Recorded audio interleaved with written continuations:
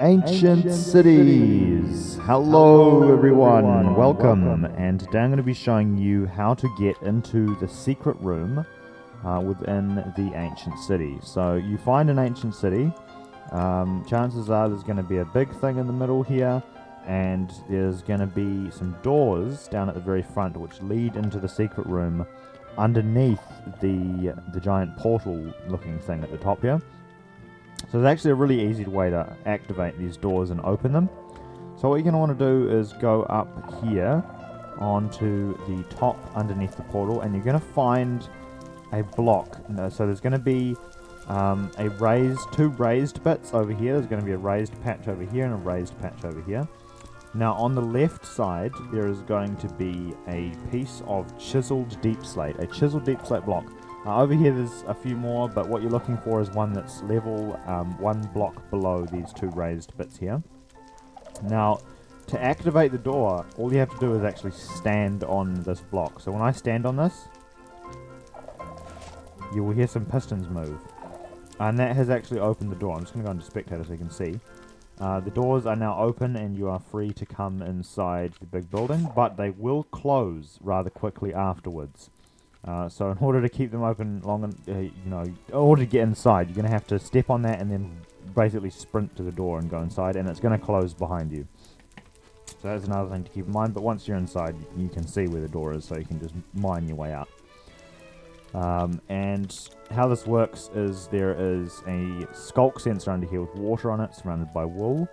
That's just looking up, and when you stand on the block it triggers the skulk sensor, which goes through this redstone circuit here, which then triggers the door to open for a momentary amount of time.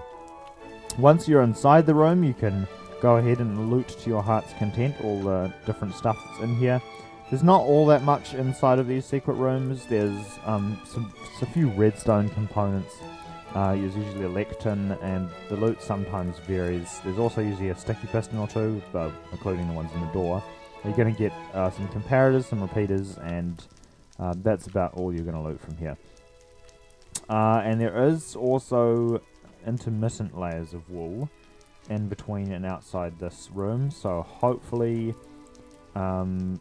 you won't trigger any skulk sensors outside, but the warden can still most definitely hear you moving around inside here if you are not on the wall. So there's wall floors. If you're jumping around and not on the wall, the warden can shoot straight through the wall and get you, so that's another thing to keep in mind. But that's how you get into the secret room inside the main building. There is also some other structures within the ancient city which have slightly hidden rooms. Usually they're underneath the little platforms. There's one of them is like the ice box, I believe, which has a secret sort of hidden cellar underneath it. I don't know if this particular ancient city has it, but it always pays to just sort of check underneath raised structures to see if there's anything there. I don't know if we're going to find one in here.